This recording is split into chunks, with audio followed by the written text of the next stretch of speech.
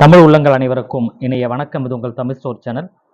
இன்றைக்கான வீடியோவில் மெயினாக பார்க்க போகிற விஷயமே என்னென்னா, நிறைய பேர் கேட்குற இன்னொரு doubt, Tamil Nadu medical selection counselling process, அந்த கவுன்சிலிங் ஒரு அப்ளிகேஷன் நமக்கு எப்போ ஓப்பன் ஆகும் அப்படின்னு கேட்குறீங்க. ஸோ அதற்குண்டான ஆன்சர் நம்ம சொல்கிறோம். பட் என்னென்னா, டேட் நமக்கு இப்போதைக்கு வரல, டேட் எக்ஸாக்டாக சொல்ல முடியாது. பட் இருந்தாலும் அது விரைவில் வரும். பட் அதுக்கு என்னென்ன காசஸ்லாம் இருக்குது அப்படின்றதெல்லாம் நான் உங்களுக்கு டீட்டெயிலாக சொல்லிடுறேன். பட் நாளைக்கு பார்த்தீங்கன்னா, நிறைய பேர் கேட்ட இன்னொரு வீடியோ நாளைக்கு வருது, போஸ்ட் ஆகும். என்ன அப்படின்னா, பிரைவேட் மெடிக்கல் காலேஜோட எக்ஸ்பெக்டட் கட் ஆஃப் நிறைய பேர் கேட்டிருந்தீங்க. ஏன்னா இதற்கு முன்பு நம்ம ஒரு வீடியோ கொடுத்துருந்தோம். அந்த வீடியோவில் கவர்மெண்ட் காலேஜுக்குரிய எக்ஸ்பெக்டட் கட் ஆஃப் என்ன அப்படின்னு சொன்னோம். அதாவது நீட்டோட ஸ்கோர் கார்டு நமக்கு வந்ததுக்கு பிறகு கட் ஆஃப் இன்க்ரீஸ் ஆகும்னு சொன்னோம். அந்த இன்க்ரீஸ் ஆகும்னா எந்த அளவுக்கு நமக்கு தேவைப்படும் அப்படின்னு சொல்லி கேட்டீங்க. அதற்கு கவர்மெண்ட் காலேஜுக்கு ஏற்கனவே ஒரு வீடியோ கொடுத்துருந்தோம். அந்த வீடியோ அவங்க பார்க்கலன்னா மறக்காமல் பாருங்கள். ஸோ இப்போ நாளைக்கான வீடியோ நம்ம கொடுக்க போகிறதே expected cut of in at private medical college and universities. So இதை தான் நம்ம 21 பிரைவேட் மெடிக்கலுக்கு என்னன்றது நாளைக்கு வீடியோவில் வரும். ஸோ அது நாளைக்கு பார்த்துக்கோங்க.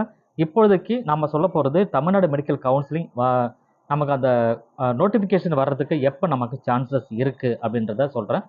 இப்போ ஒன்றுமே இல்லை. பொதுவாக பார்த்தீங்கன்னா நமக்கு நீட்டோட ரிசல்ட் வந்ததுக்கப்புறம் ஒரு 10லேருந்து 15 நாட்கள் டைம் எடுத்துப்பாங்க நார்மலாகவே. ஆனால் இந்த வாட்டி நமக்கு ரிசல்ட் பார்த்தீங்கன்னா நமக்கு 14ஆம் தேதி வர வேண்டிய ஜூன் 14ஆம் தேதி வர வேண்டியது எலெக்ஷன் அன்னைக்கே நமக்கு ரிசல்ட்டை வெளியிட்டாங்க 4ஆம் தேதியே. ஸோ அவசரமாக ரிசல்ட் 4-5 மணிக்கெல்லாம் வெளியிட்டுட்டாங்க. ஸோ நிறைய குளறுபடிகள் நிறையாவே இருந்தது, உங்களுக்கு தெரியும்.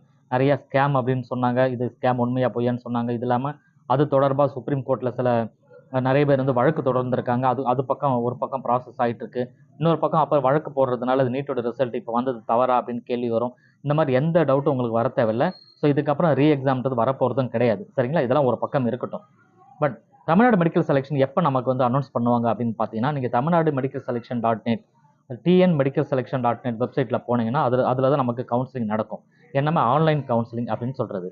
அது இப்போதைக்கு நீங்கள் போய் பார்த்தீங்கன்னா கூட உங்களுக்கு அந்த நோட்டிஃபிகேஷன் வர அந்த பேஜ் நமக்கு எம்டியாக தான் கொடுத்துருக்காங்க.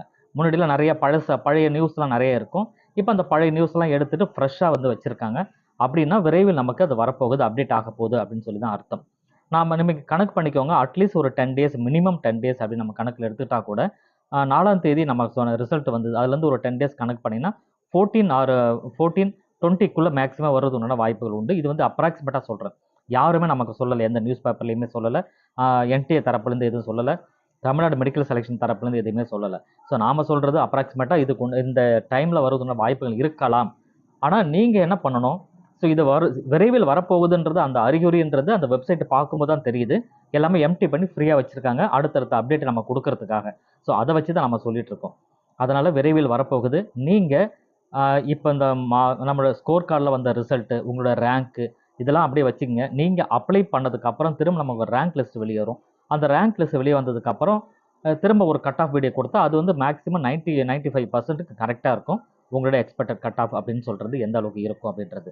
இப்போதைக்கு நமக்கு நிறைய பேர் கேட்குறது என்ன அப்படின்னா, கட் ஆஃப் அதிகமாச்சு, குறையும், இந்த மாதிரி நிறைய பேர் சொல்லிட்டுறாங்க. ஒரு பயம் இருக்குன்னா எந்த பயமே யாருமே எடுத்துக்கக்கூடாது. பயம் இல்லாமல் நீங்கள் தைரியமாக இருந்தீங்கன்னாவே போதுமானது, ஃபர்ஸ்ட் ஆஃப் ஆல், சரிங்களா? இப்போ நீங்கள் செய்ய வேண்டிய ஒரே ஒரு வேலை என்ன அப்படின்னா, தமிழ்நாடு மெடிக்கல் செலெக்ஷன் நம்ம அப்ளை பண்ணுறதுக்கு என்னென்ன டாக்குமெண்ட் உங்களுக்கு தேவை அப்படின்றத ஏற்கனவே பழைய வீடியோவை நான் கொடுத்துருக்கேன். அதாவது இந்த வருடமே கொடுத்துருக்கோம். நாம் ஒரு தடவை பாருங்கள். இல்லை அந்த டாக்குமெண்ட் தொடர்பான வீடியோ உங்களுக்கு வேணும்னு நினச்சிங்கன்னா, Tamil Nadu medical selection committee announce பண்ணுறதுக்கு முன்பாக அந்த வீடியோ நான் கொடுக்குறேன்.